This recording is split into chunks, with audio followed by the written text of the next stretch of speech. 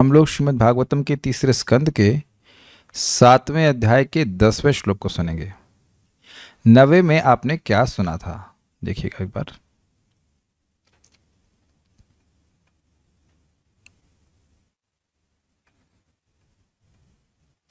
मैत्रेय उवाच स्वयं सेयं भगवतो माया यन्नयेन विरुध्यते ईश्वरस्य विमुक्तस्य कार्पण्यमुत्बन्धनम सा वह प्रसिद्ध इयम यह भगवतः माया भगवान कृष्ण की माया है। यन्नयेन विरुध्यते जो यत मतलब जो न्याय के नीति के विरुद्ध चलती है।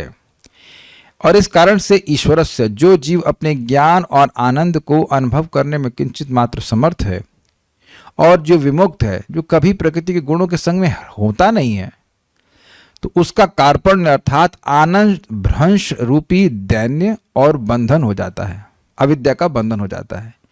लेकिन देखिए, वास्तविक रूप से बंधन नहीं है। इस बात को समझाने के लिए एक उदाहरण यहाँ पे दिया जा रहा है, बहुत सुंदर उदाहरण दिया जा रहा है। जीव है तो गुणों के परे ही, इसलिए वास्तविक रूप से बंधन नहीं है। उसका ज्ञान और उसका आनंद छीन नहीं लिया जाता है, ढक लिया जाता है। किसी से कोई वस्तु छीनने में और उसको ढक देने में अंतर है कि नहीं है? मान लीजिए मेरे गले में कोई लॉकेट है और मैं भूल जाऊं कि घर में लॉकेट है, इसका अर्थ यह नहीं है कि लॉकेट छीन लिया गया है, लेकिन यह लॉकेट छीन जाने के समान ही है। क्या यहां बात समझ में आ रही ना? मैंने कई बार एग्जाम्पल दिया कि चश्मा पहने हुए हैं और ये याद नहीं कि चश्मा है या जेब में रखे हैं। अब जगह जगह चश्मा ढूंढ रहे हो तो चश्मा नहीं होने के बराबर ही है अगर उसका बोध, अगर उसकी स्मृति नहीं है। अच्छा, ये कभी हुआ घर की चाबी खो गई हो? खोती नहीं है, वो घर में ही होती है, लेकिन अब खो गई है, विस्मृति हो गई है, तो अब वो नहीं होने के बराबर ही हो जाती है। I hope this statement is very very clear. तो यहां इस श्लोक में कह रहे हैं कि ये व्यक्ति का ये ऐसा ही है कि जैसे कोई व्यक्ति स्वप्न में देखे कि उसकी गर्दन कट गई है। अच्छा, तो देखते कैसे? आंख से। आंख कहां होती है? सर में। तो अगर गर्दन ही काट दी जाए तो आप देख कैसे रहे हो? तो स्वप्न में कभी कभी व्यक्ति देखता है कि उसकी गर्दन काट दी जा रही है, तो अब जब तक वो ये मान रहा है कि उसकी गर्दन काट दी गई है और वह देख भी रहा है कि उसकी गर्दन काटी जा रही है, और वह भयभीत भी होता है कि मेरी गर्दन कट जाएगी। लेकिन अब आप यह बताइए कि अगर किसी की गर्दन काट दी जाएगी तो क्या उसको दिखाई पड़ेगा कि उसकी गर्दन कट गई है ना? बड़ा सुंदर एग्जाम्पल। उसी प्रकार से जीव का ज्ञान, यानी कि वास्तविक रूप से ज्ञान नहीं कटा है, सॉरी गर्दन नहीं कटी है, वो ऐसा मान रहा है कि उसकी गर्दन कट गई है। क्या ये समझ में आ रही बात? स्वप्न देख रहा है और वो मान रहा है कि मेरी गर्दन कट गई है, कुछ नहीं कटा है। लेकिन क्योंकि अगर गर्दन कट जाती वास्तविक रूप से तो देख नहीं पाता, लेकिन जब तुम देख रहे हो उसका मतलब गर्दन तो नहीं कटी है, लेकिन मान रहे हो, तो अब से क्या कर सकते हैं? यही माया है। लेकिन देखिए, ऐसा सुन लेने मात्र से हमारी प्रॉब्लम सॉल्व नहीं हो जाएगी, क्योंकि व्यक्ति जब तक स्वप्न देख रहा है उसको यही मानता रहे कि मेरी गर्दन कट गई, मेरी गर्दन कट गई। इस बात को थोड़ा समझिए कि आप जब भी कोई बुरा स्वप्न देखते हैं उस समय कभी ये लगता है कि आप स्वप्न देख रहे हो? सब लोग मेरी बात सुन रहे हैं? जब आप स्वप्न में होते हैं तब कोई आपको बोले कि भैया तुम्हें ये कोई समस्या है नहीं, और बच्चे की पढ़ाई नहीं हो रही है, ये नहीं हो रहा है, फलान ढिमकाना, ये कुछ सफलता मिल रही है, तो कोई आके कह दे स्वप्न में ही कि तुम्हें ये कोई सफलता नहीं मिल रही, भैया तुम स्वप्न देख रहे हो, तो हम ये मानने को तैयार नहीं हो सकते हैं। तो बात केवल मान्यता की है। तो इस समय भी जब हम जागृत अवस्था में है तो हम स्वप्न नहीं देख रहे हैं। हमारे 2 बच्चे हैं, 3 बच्चे हैं, 4 बच्चे हैं, वटेवर बच्चे हैं, और ये ऐसा ऐसा हो रहा है, वैसा वैसा हो रहा है। जब भाई हम दे ही नहीं है तो हमारे बच्चे कैसे हो सकते हैं? कोई विरोध तो करो यार, सब मानी जा रहे हो सब लोग हर बात, ऐसे इतने आज्ञाकारी होगा। जब हम दे ही नहीं है तो देह के जो उत्पाद है वो हमारे बच्चे कैसे हो सकते हैं? कोई विरोध नहीं है। सब लोग अपने बच्चों को बच्चा नहीं मानेंगे अब। तो बात तो केवल मानने की है। प्रभुपाद जी बड़ा कटाक्ष करते, कहते हैं कि तुम अपने ही बच्चों को क्यों पालते हो, पड़ोसी के बच्चे को भी पालो, लेकिन उसको मानते नहीं है इसलिए उसकी टेंशन नहीं है, और अपने बच्चों को मान रहे हैं। दोनों ही आपके बच्चे नहीं है, किसी का कोई ना बच्चा है ना कुछ, लेकिन टेंशन बड़ी रहती है, उसका ये हो गया, उसका वो हो गया। अभी अभी अभी कहाँ बड़ा हुआ है, मात्र 45 साल का ही तो हुआ है वो। अभी कहाँ बड़ा, अभी उसको कोई सूझबूझ नहीं है, उसे कोई समझाने वाला नहीं। मरते दम तक व्यक्ति सोचता रहता है ऐसा। तो जैसे हम अपने देह को मान रहे हैं कि मैं हूं, और फिर उसी प्रकार से आगे उसके जो उत्पादन होते हैं उसको भी मान लेते, फिर ये भी मान लेते हमारा घर हमारा है, उस पर नाम कुमार लिखा है, हमारे स्टैम्प पेपर पर लिखा हुआ है कि हमारा घर है। तो फिर ये सब खाली मान्यता है, फिर ये इसके एक्सपेंशन होते चले जाते हैं। तो इसका वैसे ही कोई क्या कहेंगे वजूद, अगर मैं कहूँ उर्दू में, और स्थायित्व या कोई इस धारणा का वैसे ही कोई वास्तविकता नहीं है, अस्तित्व नहीं है। जैसे कि स्वप्न में यह मानना कि हमारा सर कट गया है। तो पहले श्लोक देखिएगा, बड़ा सुंदर है। यदर्थेना विनामुष्य पुंस आत्मा विपर्ययः, यदर्थेन विनामुष्य पुंस आत्मविपर्ययः, प्रतीयत उपदृष्टुः स्वशिरश्छेदनादिकः, प्रतीयत उपदृष्टुः स्वशिरश्छेदनादिकः, यदर्थेन विनामुष्य पुंस आत्मविपर्ययः, यदर्थेन विनामुष्य पुंस आत्मविपर्ययः, प्रतीयत उपदृष्टुः स्वशिरश्छेदनादिकः, प्रतीयत उपदृष्टुः स्वशिरश्छेदनादिकः, यदर्थेन विनामुष्य पुंस आत्मविपर्ययः, यदर्थेन विनामुष्य पुंस आत्मविपर्ययः, प्रतीयत उपदृष्टुः स्वशिरश्छेदनादिकः, प्रतीयत उपदृष्टुः स्वशिरश्छेदनादिकः।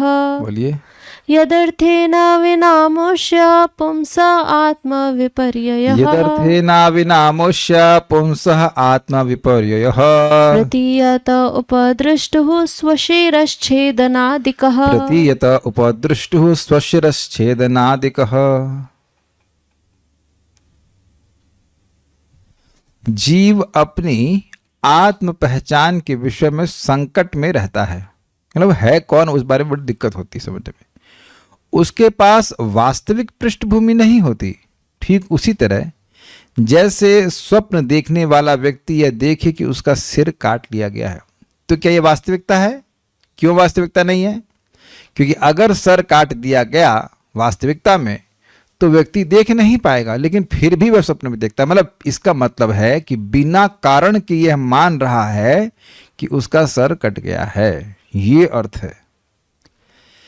यत जिस प्रकार अर्थेना शरीर छेदन आदि कारण या प्रयोजन के बिना, अर्थ का वहां पे अर्थ लिया गया है कारण या प्रयोजन। शरीर कटा नहीं है, सर नहीं कटा है, उसके बिना, बिना मतलब के बिना, उपदृष्टु स्वप्न का दृष्टा जो एकदम पास से स्वप्न को देख रहा है, उप मतलब होता है निकट। क्या यह भी अनुभव किए हैं आप लोग कि स्वप्न को हम बिल्कुल निकट से देखते हैं? ये बात शायद ही सब लोग ध्यान से कभी दिए हों कि हम स्वप्न में मानो पूरे एब्जॉर्ब हो गए, लगता है कि वो सारी घटना हमारे बिल्कुल एकदम पास में चल रही। क्या ये मैं समझा पा रहा हूँ? आप लोगों ने कभी अगर नोटिस किया हो कि स्वप्न की जो घटनाएं हैं, कोई आपको चक्कू से मारने आ रहा है या कुछ भी हो रहा है, वो ऐसा लगता है कि हमारे बहुत पास चल रहा है। क्या ये आपने कभी अनुभव किया है? स्वप्न तो देखे होंगे, लेकिन आप ये अनुभव कीजिएगा कि ऐसा लगता है कि सब कुछ बिल्कुल निकट में है। कोई भूतनी भाग पीछे दौड़ रही तो एकदम पास में है, कोई कुछ कह रहा है तो वह भी एकदम पास में है, उपदृष्टु बिल्कुल पास से हम लोग देख रहे होते, ऐसे अनुभूति होती। क्या ये फील कर पा रहे हैं, मतलब इन द सेंस रिफ्लेक्ट कर पा रहे हैं? इसलिए उपदृष्टु बिल्कुल सब पास से देखने वाला स्वप्न का दृष्टा अर्थात साक्षी अमुष्य पुंसा स्वशिरश्छेदनादिकः। पुंसा मतलब पुरुष, यह सोचता है कि अमुष्य मतलब मेरा यह मेरा शरीर कट गया है। स्व शरीर एक्चुअली नहीं लिखा हुआ है, स्वशिर मतलब सिर होना चाहिए, शरीर नहीं बोलना चाहिए, एग्जैक्टली सिर है। देखो मेरा सिर कट गया है, वो ऐसा देखता है। तो ये तो उदाहरण समझ में आ रहा है, दृष्टांत मतलब जो आपको दृष्ट हो तो दृष्टांत तो समझ में आ रहा है कि सर देख रहा है कि कट गया स्वप्न में। लेकिन कोई कारण नहीं है देखने का, क्योंकि सर का क्या कारण देखेंगे? आप अपना सिर कटता हुआ किसी भी कारण से नहीं देख सकते। ये लाइन समझ में आई? किसी भी तरह से, किसी भी प्रयोजन से, किसी भी प्रयोजन के लिए या किसी भी कारण के द्वारा हम अपना सिर कटता हुआ नहीं देख सकते। ये असंभव चीज है, लेकिन फिर भी स्वप्न में व्यक्ति देखता है। तो आत्म विपर्य ऐसी मात्र मृषा धारणा करता है, मतलब जो आत्म है, जो आत्म स्वरूप है, जो आत्मा का वास्तविक स्वरूप है, उससे विपर्य, उससे विपरीत धारणा कर रहा है। जैसे सिर नहीं कटा है, लेकिन धारणा ये मान रहा है कि सिर कट गया, तो उल्टी धारणा है ना। सिर तुम्हारा कटा नहीं है और तुम मान रहे हो कि सिर तुम्हारा कट गया है। उसी तरह आत्म विपर्य, विपर्य मतलब अपोजिट। आत्मा ज्ञान स्वरूप है, आनंद स्वरूप है और शाश्वत है, उससे विपरीत धारणा कर रहा है कि मैं तो आनंद नहीं, मेरा पास कोई आनंद नहीं है, मेरा कोई ज्ञान नहीं है और ना ही मैं शाश्वत हूं। यह भी नहीं मानते हैं, है ना। कुछ समय में हम लोग सब मरने वाले हैं ना, यही सब मानते हैं। प्रतीयता, उसी प्रकार इस जीव का ज्ञान तथा आनंद आदि भी नष्ट प्रतीत मात्र होता है, मतलब वास्तविक रूप से ज्ञान और आनंद नष्ट होता नहीं है। जैसे वास्तविक रूप से उस व्यक्ति का सर कटा नहीं है, लेकिन वह ऐसा मान रहा है कि उसका सर कट गया है, और ये माया के द्वारा होता है। भाई यह भी तो नहीं पता हम लोग को स्वप्न कैसे आता है। स्वप्न में ही ऐसा होता है, लेकिन यह नहीं पता कि स्वप्न की सृष्टि कैसे होती है। लेकिन जितने समय हम स्वप्न में हैं, वास्तविक जीवन से बिल्कुल अनभिज्ञ रहते हैं कि ना तो हमारा सर कटा है, ना कोई काटने वाला है, ना कुछ है।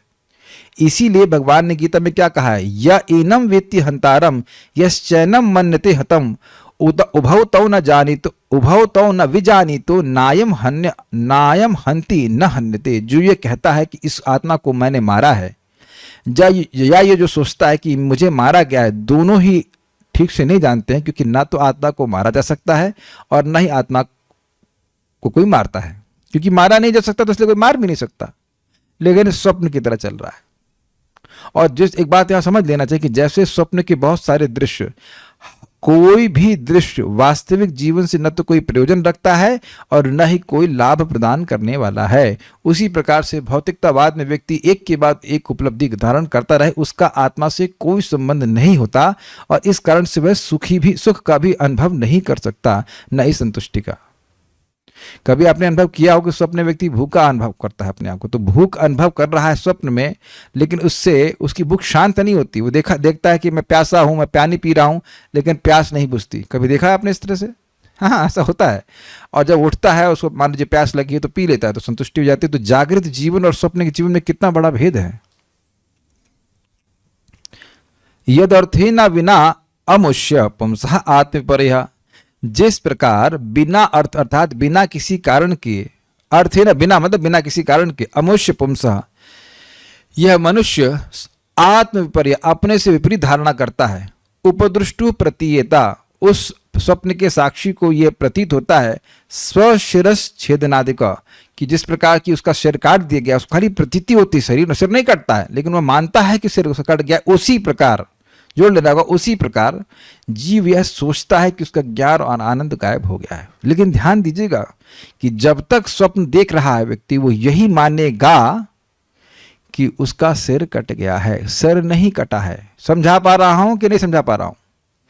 सिर कटा नहीं है, लेकिन स्वप्न देख रहा है तो यही मानेगा कि सिर कट गया है। उसी प्रकार से जीवात्मा का ज्ञान और आनंद और शाश्वतता ये नष्ट हो ही नहीं सकती है, लेकिन ढक जाती है। ऐसी प्रतीति हो जाती है कि मेरा ज्ञान और आनंद तो लुप्त हो गया है। आपको अभी देखिए ना, इस समय क्या अनुभव हो रहा है? आनंद नहीं हो रहा है, क्योंकि हम लोग अपनी पहचान शरीर से कर रहे हैं। जैसे स्वप्न में हम अपनी पहचान उस स्वाप्निक शरीर से करते हैं, जिसका शरीर काटा जाता है। वो आपका नहीं काटा जा रहा है, हम तो देख रहे हैं। अनुभव करने वाला जीवात्मा है, वो वहां जो एक रूप दिखता है स्वप्न में, उसका सिर काटा जा रहा है, हमारा नहीं काटा जा रहा है। लेकिन हम ये मानते हैं कि वह मैं हूं, इसलिए सोचते हैं, ऐसी प्रतीति होती है कि मेरा सिर कट रहा है। क्या बहुत कॉम्प्लिकेटेड रहा है? समझ में आ रहा है? एग्जाम्पल देता हूं आपको। अब आप लोगों ने सिनेमा हॉल में पिक्चर तो कभी देखी होगी, इतना कोई अनभिज्ञ नहीं है। तो वहां अब हीरो है कि नहीं है, आप बताइए, मैं क्यों बताइए। हीरो है। अच्छा, कितने लोग रेवती की बात से सहमत है कि वहां पे हीरो है? Please raise hand. Okay, Diksha माता जी कह रही हैं कि हीरो है। अच्छा, एक और, बहुत 2 ही लोग वोट दे रहे हैं। ऋषित प्रभु, अब बताइए, सिनेमा हॉल में हीरो है कि नहीं है?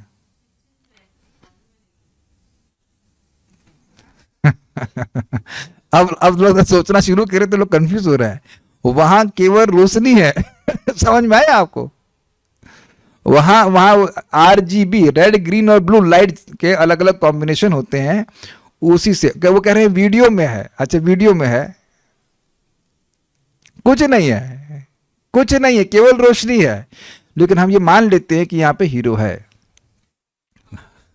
और बता तो कोई है नहीं, और उसके साथ यह भी मान लेते हैं कि हीरो के सुख में हम सुखी और हीरो के दुख में हम दुखी। अच्छा, ये प्रश्न मैं माता जी से करूंगा, आप लोग कभी कोई पिक्चर में रोई है जब हीरोइन से हीरो दूर हो गया हो?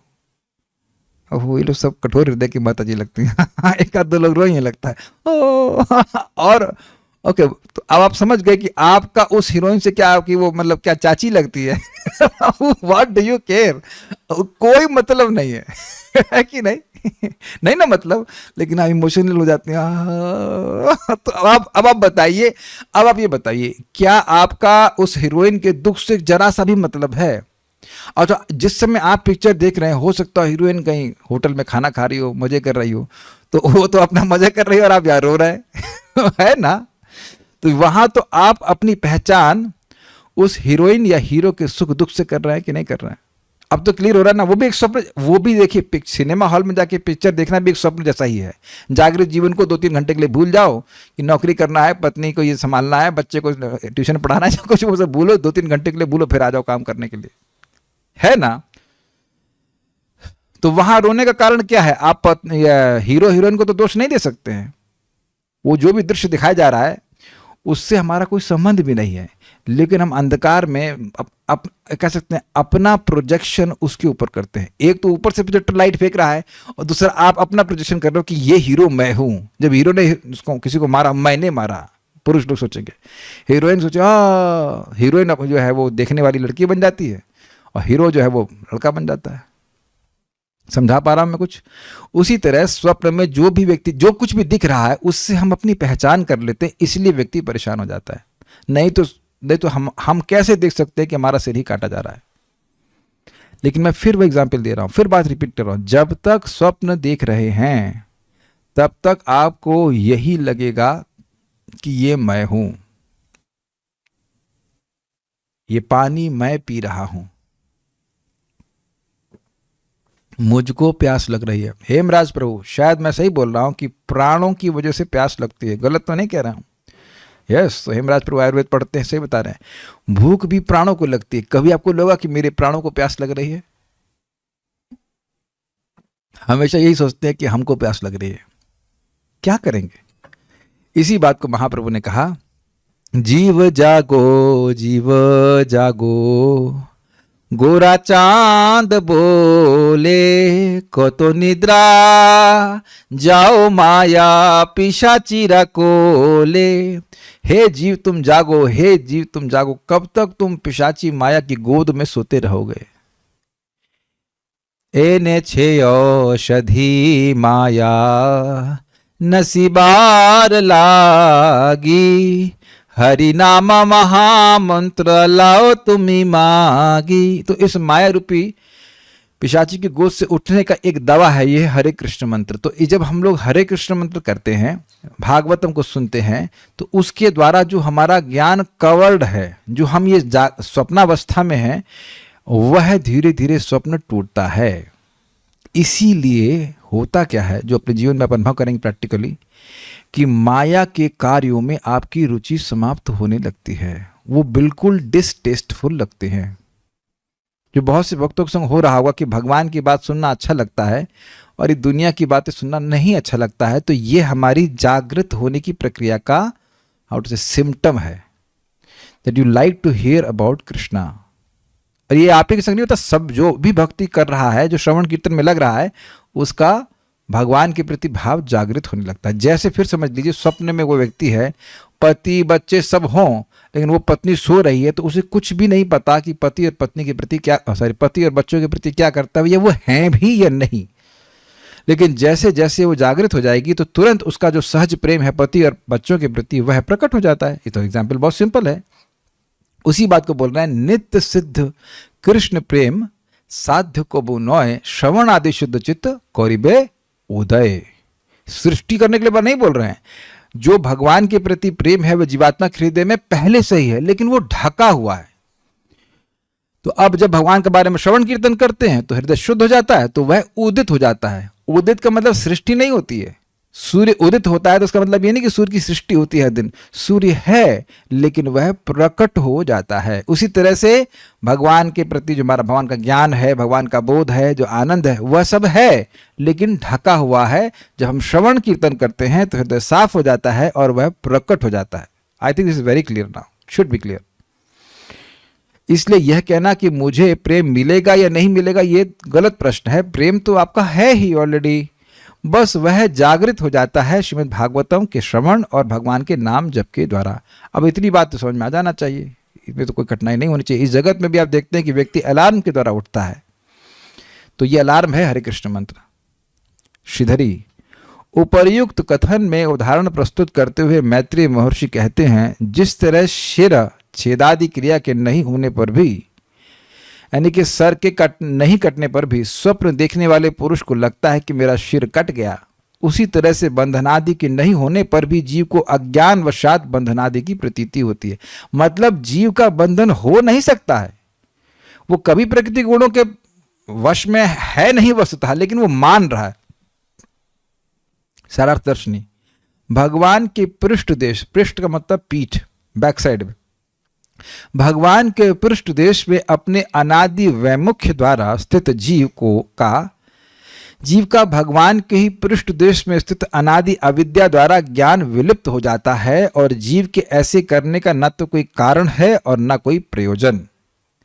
यह तमस का स्वभाव है कि उस जीव की शक्ति को आवृत कर लेता है जिसकी शक्ति अति अल्प है। थोड़ा समझिए क्या मतलब है। देखिए, भगवान से विमुखता का मतलब क्या है। मान लीजिए भगवान ऐसे हैं तो उल्टा देखना, भगवान ईस्ट की ओर फेस कर रहे हैं तो हम वेस्ट फेस करेंगे, तो इसका मतलब होगा कि भगवान के पृष्ठ देश यानी पीठ की तरफ है।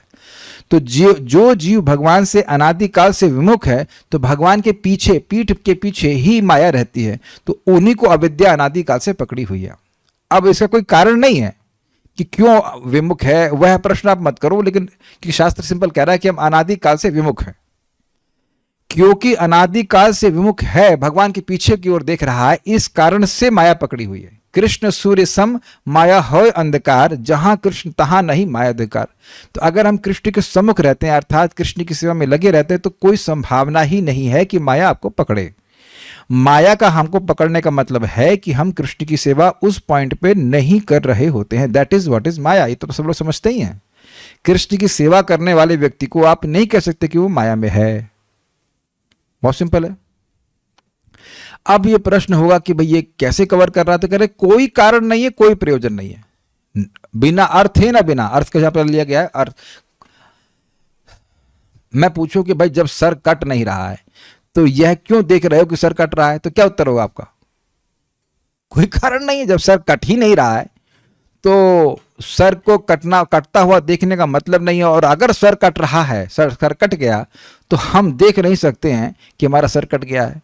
तो ये घटना तो बिना कारण और बिना प्रयोजन की है ना। क्या ये समझ में आ रहा है? There is no reason to this. इसलिए कोई रीजन नहीं लगा सकते कि इसलिए अविद्या, मतलब अविद्या से इसलिए नहीं, अविद्या में फंसा क्यों है, नहीं, वो अनादिकाल से फंसा क्योंकि अनादिकाल से भगवान से विमुख है। तो एक तो बड़ी इंपॉर्टेंट बात है, डायग्नोसिस क्लियर है। डायग्नोसिस है अविद्या का, सॉरी वैमुख, क्या भगवान से हम विमुख हैं, यही हमारा मूल डायग्नोसिस है। कृष्ण भूलिया जीव अनादिर बहिर्मुख, हमें कृष्ण से कोई मतलब नहीं है। तो अब हमारी ट्रेनिंग इस बात की है कि हमें हर कार्य कृष्ण से मतलब वाला होना चाहिए।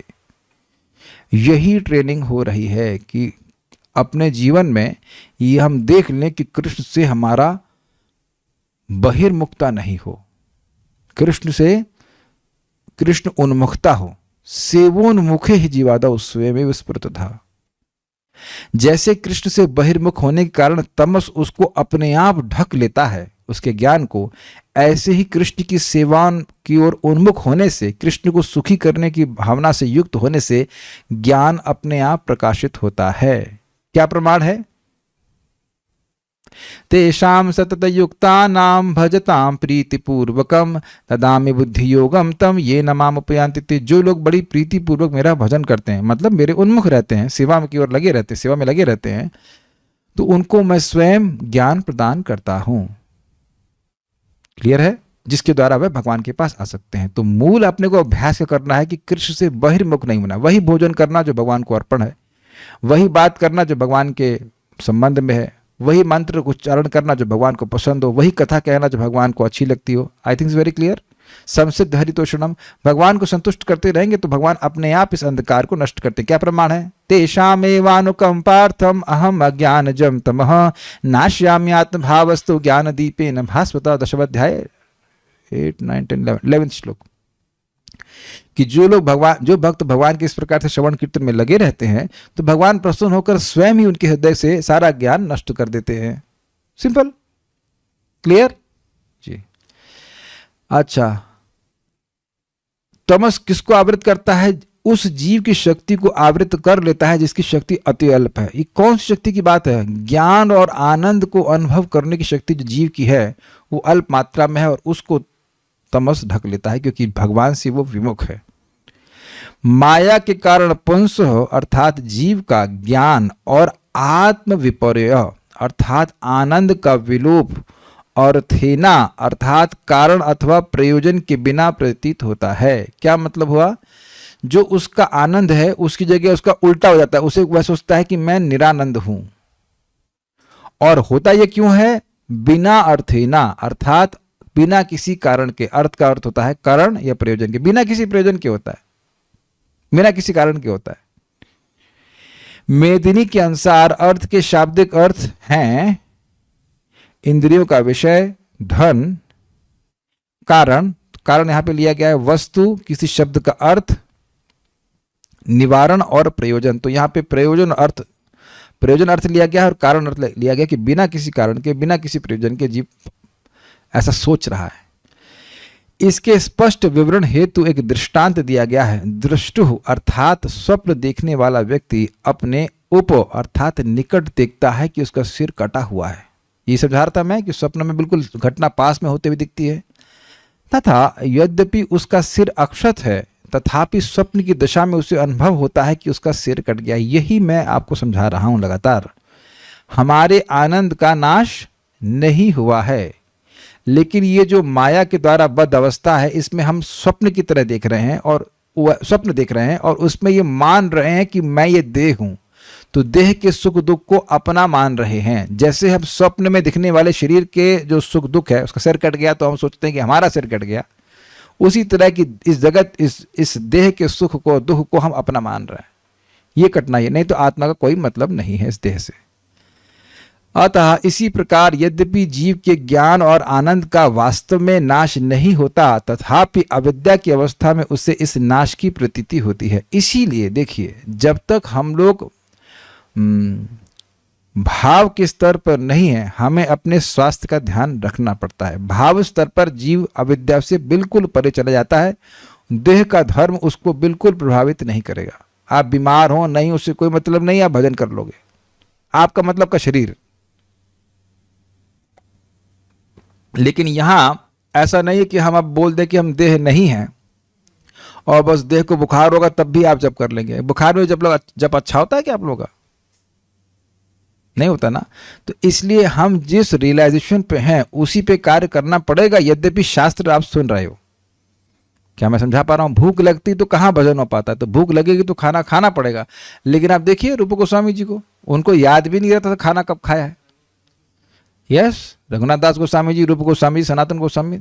तो देह के धर्म से हम तभी पार जाएंगे पूरी तरह जब हम लोग भाव स्तर पे होंगे।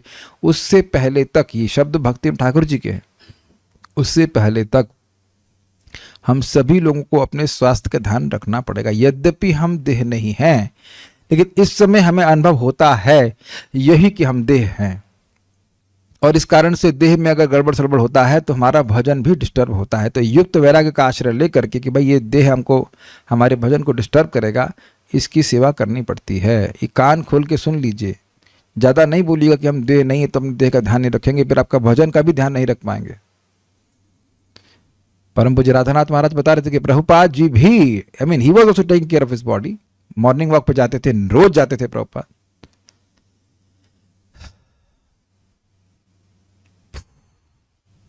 Very important lesson.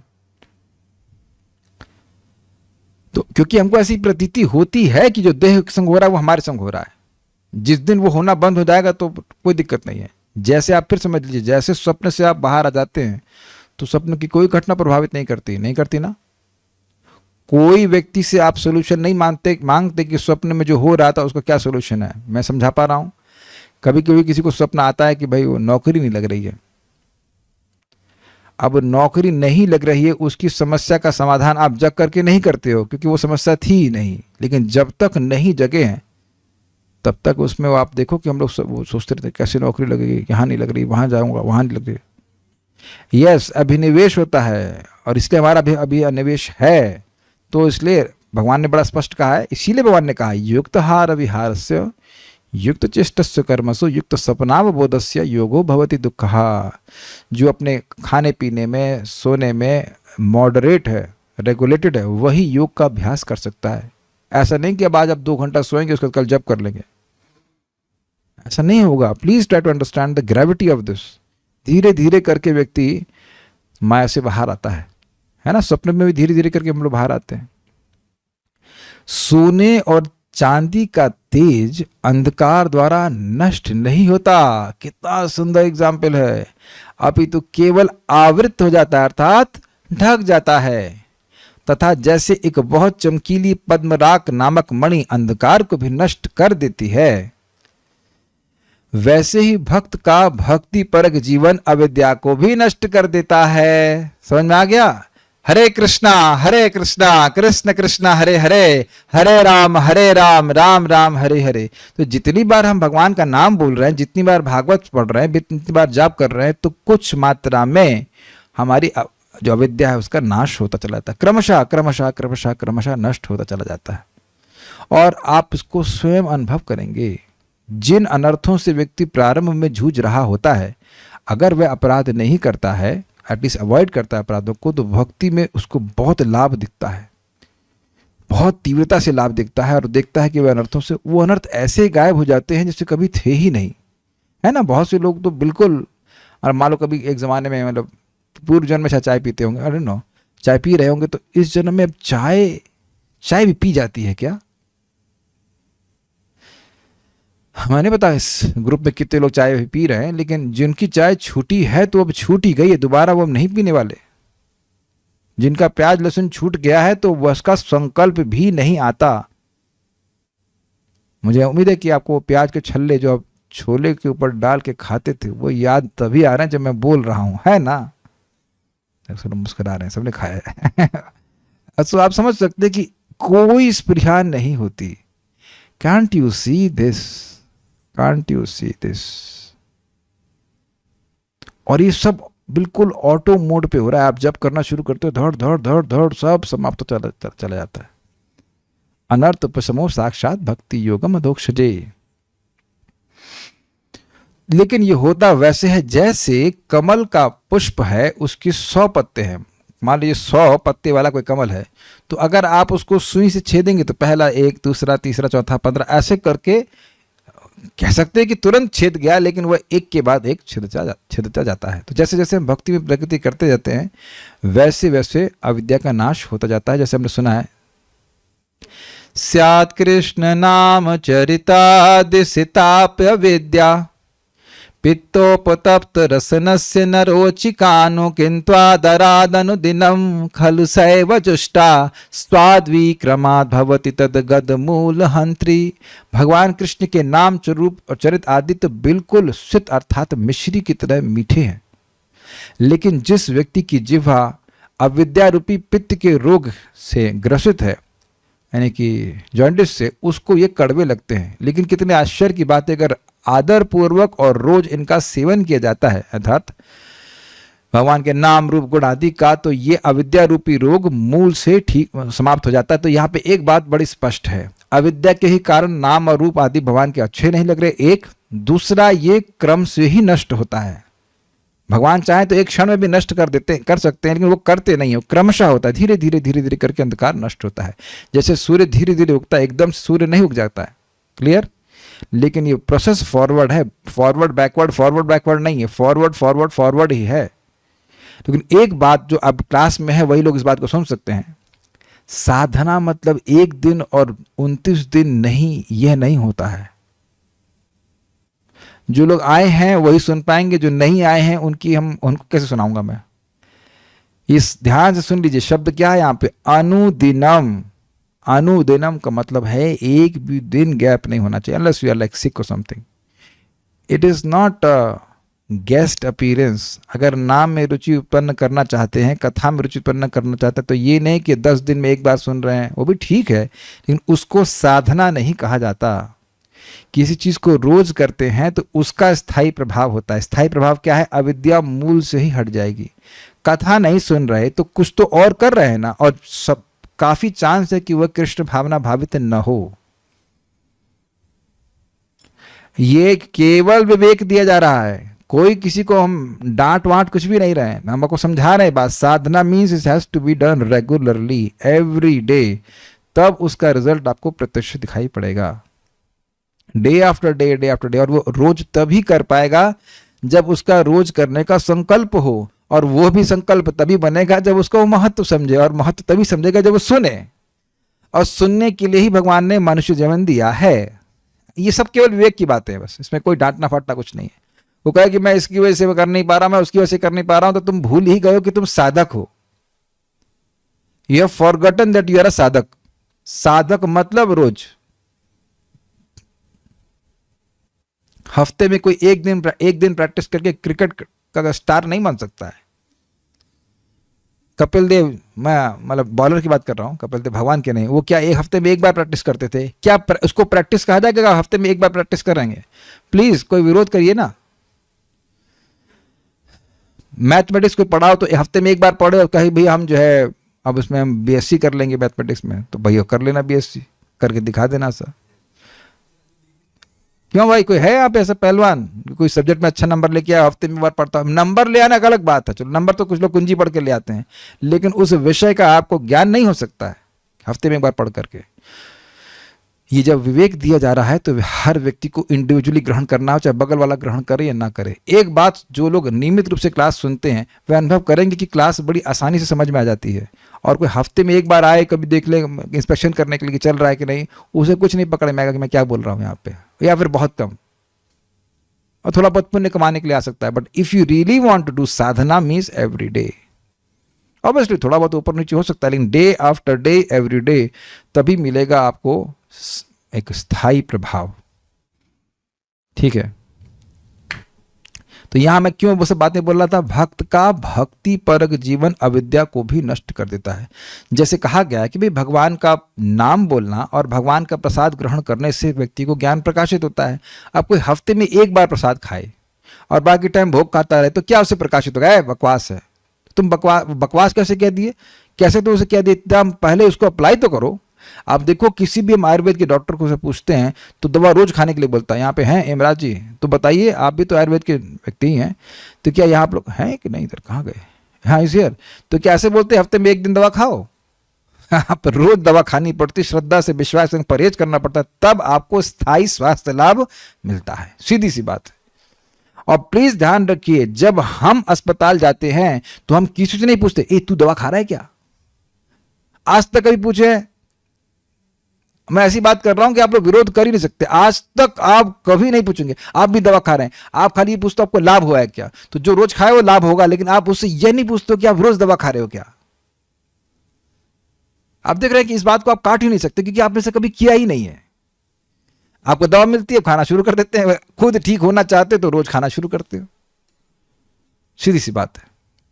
ठीक है, पूर्व श्लोक की द्वितीय व्याख्या से यह सोचना गलत है कि जो परमेश्वर पूर्ण सच्चिदानंद हैं, सर्वज्ञ और सर्वव्यापक है, उनके लिए अविद्या का बंधन होगा, तथा यह विचार कि अविद्या द्वारा परमात्मा जीवात्मा बन जाता है और अविद्या के लोप द्वारा पुनः परमात्मा बन जाता है, यह मिथ्या है।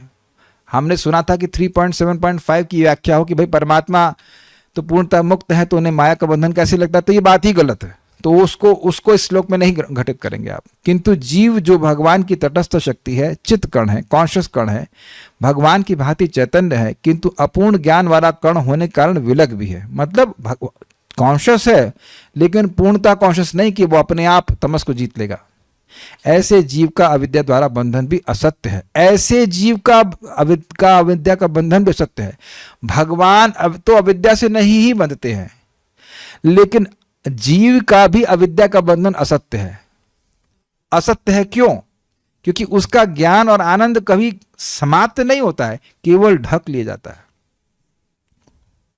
तो इस पर यह श्लोक पुनः बंधन की प्रकृति का वर्णन करता है, जैसा कि उपरोक्त वर्णन है। पुरुषव अर्थात जीव, न कि परमात्मा हरि जो सभी जीवों के साक्षी है। तो यहाँ पे पुंसा का मतलब या पुरुष का मतलब जो है वो है जीवात्मा को बोल रहा है कि जीव मान रहा है कि उसका सर कट गया, लेकिन कटा उटा कुछ नहीं। तात्पर्य, एक बार पाठशाला में एक शिक्षक ने अपने शिष्य को धमकाया कि वह उसका सिर काटकर दीवार पर टांग देगा, जिससे बालक यह देख सके कि उसका सिर किस तरह काट लिया गया है।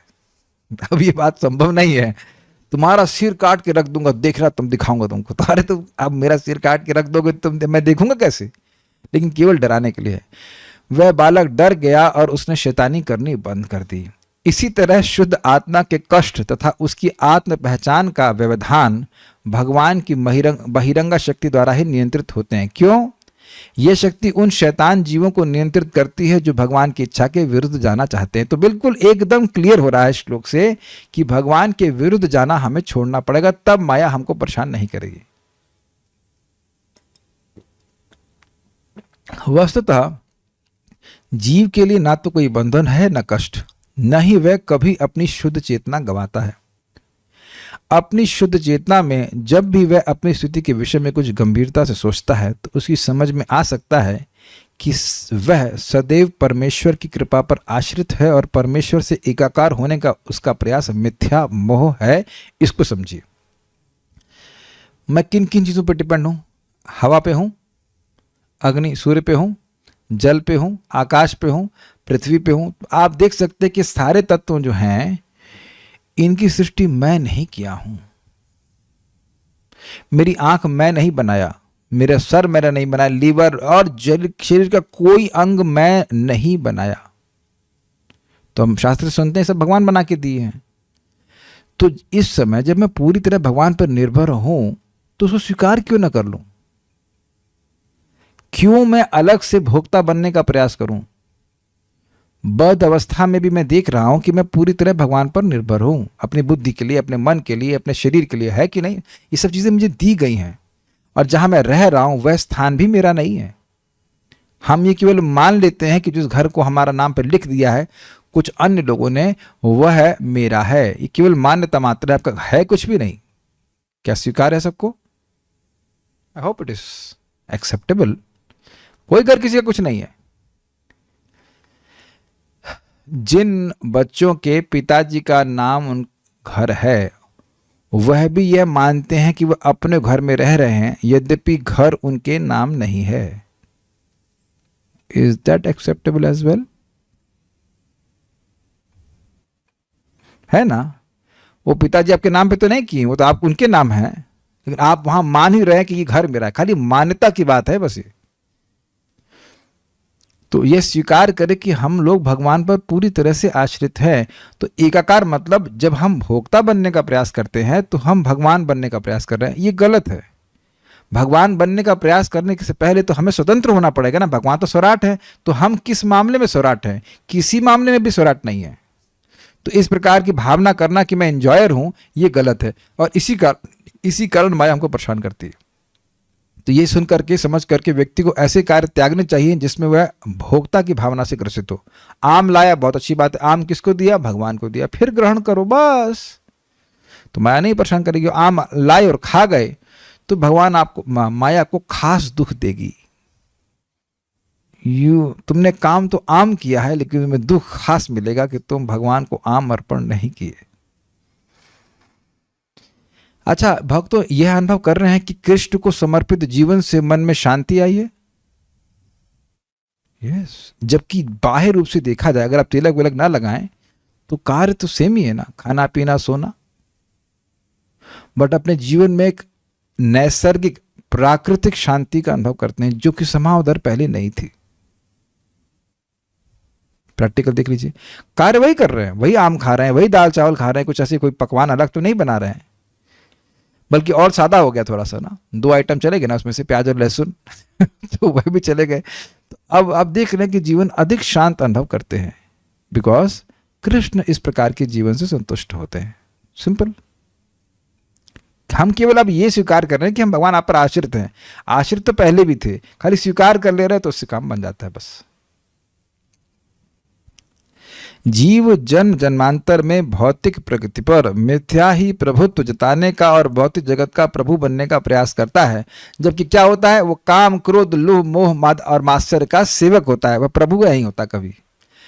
उसे कोई ठोस फल हाथ नहीं लगता। ठोस फल मतलब जैसे इस समय आपको एक ठोस शांति का अनुभव हो रहा है, प्रैक्टिकल अनुभवगत शांति, वैसी शांति व्यक्ति को नहीं मिलती है। अंत में जब वह हताश हो जाता है तो वह अपने भौतिक कार्यकलापों को त्याग देता है और भगवान से एकाकार होने का तथा वाग्जाल द्वारा चिंतन करने का प्रयास करता है, किंतु इसमें भी उसे सफलता नहीं मिलती। ये समझ में आया? जब भोग करके सुखी नहीं हुआ तो कह रहा है ना ना ना ना, इस भोग में कुछ रखा नहीं, इस जगत को त्यागो और तुम भगवान बनने का प्रयास करो, तुम समझो कि तुम ही भगवान हो, मोक्ष प्राप्त करने का प्रयास करो। तो यह भी एक इल्यूजन है।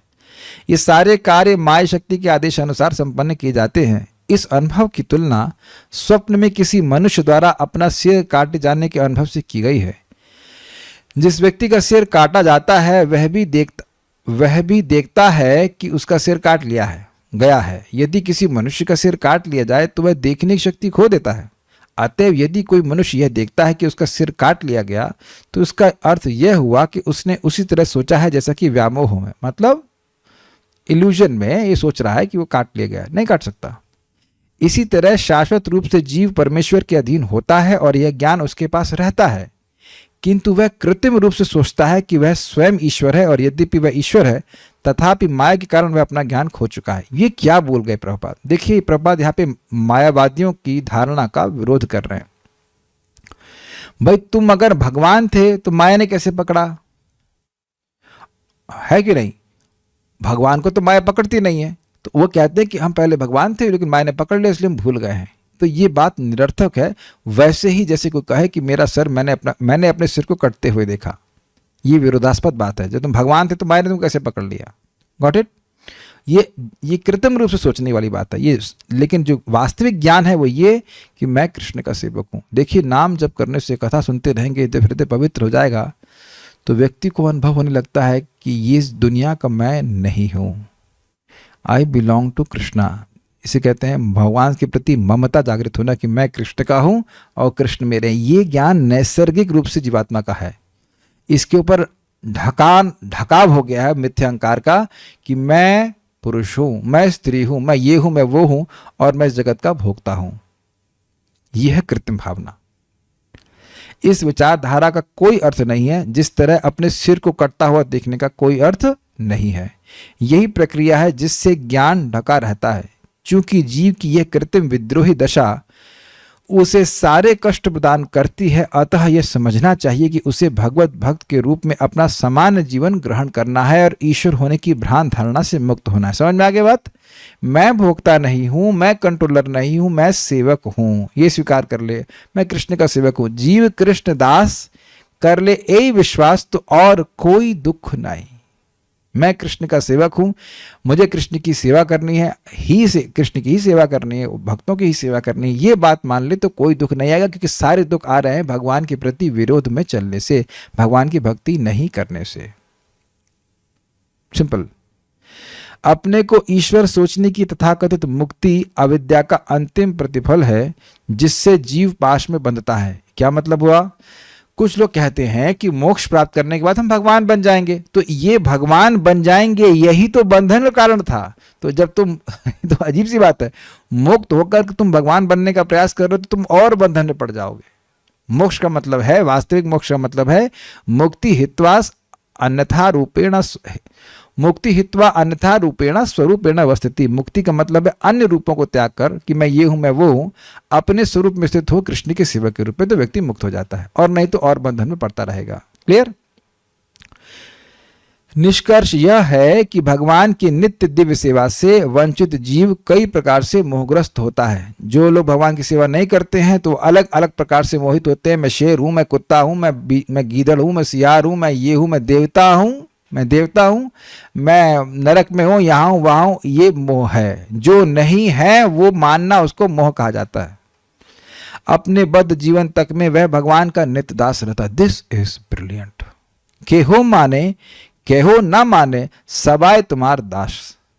कोई मान रहा है और कोई नहीं मान रहा है, सब लोग भगवान के सेवक हैं। बहुत ध्यान से सब लोग सुनिए, कान खोल करके, कि भाई देखो संघर्ष चल रहा है और माया ने हमारी स्वतंत्रता का दुरुपयोग करवा दिया, उसको एक्सप्लॉइट कर लिया, हम माया में चले गए। तो अब यह नहीं कि माया की सेवा कंटिन्यू करना है, क्योंकि माया की सेवा करते हुए भी हम कृष्ण की ही सेवा कर रहे हैं, वो इनडायरेक्टली कर रहे हैं। इसलिए वापस क्या करना है? कृष्ण की सेवा ही करनी है। ऐसा नहीं सोचना चाहिए कि कृष्ण आपको रिजेक्ट करेंगे। कैसे रिजेक्ट कर देंगे जरा बताइए? कृष्ण की सेवा के लिए अलावा कोई ऑप्शन है ही नहीं हमारे पास, है ही नहीं। कृष्ण की ही सेवा करनी है। जैसे कैदी लोग जेल में जाके काम करते तो वो सैलरी भी गवर्नमेंट ही देती है, लेकिन अब वो इनडायरेक्ट तरह से हो रहा है। प्लीज मैं आपको इस बात को बार बार समझा रहा हूं, कितना भी माया खींच ले, सोल्यूशन वही है कि हम भगवान की सेवा फिर से करें। फिर से जब माला उठाओ, जब करना शुरू करो, और भगवान आपको स्वीकार करने के लिए तैयार है। भगवान ने कभी रिजेक्ट किया ही नहीं, रिजेक्ट तो हम कर रहे हैं। मोहिनी माया के पाश के अंतर्गत उसकी दास्ता भी उसकी नित्य सेवा दशा की अभिव्यक्ति है। समझ में आ गया? माया की सेवा कर रहा है तो भी वह कृष्ण की सेवा कर रहा है, तो फिर कृष्ण की सेवा सीधे क्यों नहीं करते?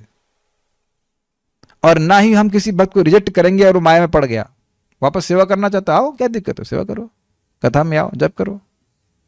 समझा? क्योंकि उसने भगवान की सेवा के विरुद्ध विद्रोह किया है, इसलिए उसे माया की सेवा में रखा जाता है। वह तब भी सेवा करता है, किंतु विकृत रीति से। वो वहां पे मान रहा है कि मैं भोगता हूं, लेकिन वो सेवा ही कर रहा है। जब वह भौतिक बंधन के अंतर्गत सेवा से बाहर होना चाहता है तो उसके बाद वह भगवान से एकाकार होना चाहता है। ये भी समझ में आया? वो मोक्ष का प्रयास जो है वह बेवकूफ़ी है। वो मोक्ष के प्रयास में सोचता है कि भगवान से एक हो जाऊं। भगवान से एक भी आप नहीं हो सकते हो। भगवान से की सेवा करने के ही निमित्त हैं, भगवान में लीन होने के लिए नहीं है। यह दूसरा मोह है। एक तरफ भगवान से कंपटीशन कर रहा है भोक्ता का, और दूसरा कह रहा है नहीं नहीं यहाँ कुछ भोग नहीं, भगवान में लीन हो जाऊंगा, तो वह भी गलत है। इसलिए सबसे अच्छा मार्ग भगवान की शरण ग्रहण करना है और इस तरह हमेशा के लिए माया से छुटकारा पाना है, जिसकी पुष्टि भगवद गीता में हुई है। देवी एषा गुणमयी मम माया दुरत्या मामे वये प्रपद्यन्ते माया मेताम तरन्ति ते। ये गुणमयी माया को पार करना बड़ा कठिन है, लेकिन जो मेरी शरण लेते हैं वह बड़ी आसानी से इस माया को पार कर जाते हैं। तो जो ज्ञान का लोप था वह एक प्रतीति मात्र है, लेकिन यह प्रतीति नष्ट तभी होगी जब हम भगवान की सेवा करते हैं। और सेवा का प्रारूप क्या है? भगवान के नामों का जप करना, भगवान की कथा को सुनना और भगवान के प्रसाद को ग्रहण करना। ये तीन मुख्य बातें हैं। फिर से याद कर लीजिए, नाम जप, भगवान की कथा को सुनना और भगवान का प्रसाद ही ग्रहण करना। धीरे धीरे इससे व्यक्ति जीव को ज्ञान होने लगता है कि वह कृष्ण का है। ठीक है, तो उम्मीद है कि बातें समझ में आई होंगी। Will stop now. Shrimad Bhagavatam की जय, श्रील प्रभुपाद की जय, निताई गौर प्रेमानंदे। प्रश्न क्या है? क्या जब हम स्वप्न में होते हैं तब भी हम माया में होते हैं? हाँ, और क्या भाई, वह रजोगुण की अवस्था है, स्वप्न की अवस्था। क्या मटेरियल वर्ल्ड को स्वप्न से कंपैरिजन किया सकता है? तो यही तो कर रहे हैं, और क्या कर रहे हैं। लेकिन इसका अर्थ यह नहीं है कि मटेरियल वर्ल्ड है ही नहीं। ऐसा नहीं है कि यहां लैपटॉप है ही नहीं, भाई ये कैमरा है ही नहीं, ऐसा नहीं है। लेकिन इन वस्तुओं को हम सच्चे स्वरूप में नहीं देख रहे हैं। कोई लैपटॉप फोन आदि को व्यक्ति किस तरह देखता है, ये मेरा है और मैं इसको भोगूंगा, ये स्वप्न दशा है। ऐसा नहीं कि यहाँ वस्तुएं हैं ही नहीं। इसलिए वास्तविक वैराग्य है उन वस्तुओं को भगवान की समझते हुए, नॉट मानते हुए, समझते हुए भगवान की सेवा में उपयोग करे, ये जागृत जीवन है। हाँ बोलिए। हरे कृष्ण प्रभु जी। प्रभु जी पेज नंबर 15 में बोला ये जा रहा है कि जब व्यक्ति कोई ठोस फल हाथ नहीं लगता तो हताश हो जाता है, तो उस वक्त वो भगवान की शरण में भी आ सकते हैं ना? जी हाँ, देखिए जब वह दुख प्राप्त कर रहा है तो संभावना है, एक मिनट समझिए इसका मतलब क्या है। ठोस फल मतलब वह सुख की इच्छा से भोग करता है। सभी लोग भोग इसीलिए करते सुख मिलेगा, सुख मिलता नहीं है क्योंकि सुख है ही नहीं। जब सुख है ही नहीं तो सुख मिले कैसे, नहीं मिलेगा। तो अब वो हताश हो गया। तो अब ऐसी हताश अवस्था में अगर वह भक्तों की संगति प्राप्त करता है तो भगवान की तरफ मुड़ेगा। आप जानते हैं जो दुखी लोग हैं वो भगवान की तरफ आते हैं, लेकिन अब नहीं संगति मिली और मायावादियों की संगति मिल गई तो वहां चला जाता है। तो ये भाई ब्रह्मांड ब्रह्मित्य कोनो भाग्यवान जीव।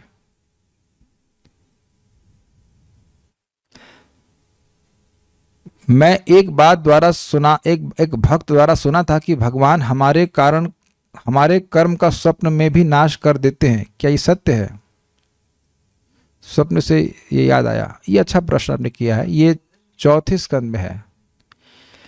वहां बताया गया है कि भक्त को आगे जन्म लेकर के कर्म भोगने पड़ते, तो उन कर्मों को भगवान कोई बुरा स्वप्न या जो भी स्वप्न जिसको आवश्यकता हो वो दिखा करके ये मान लेते हैं कि ये कर्म उसने भोग लिया और इस कारण से उसको जन्म नहीं लेने पड़ते। वहाँ आप 4थे स्कंद में देखेंगे। ये कौन सा प्रसंग है, भूल गया नाम उसका।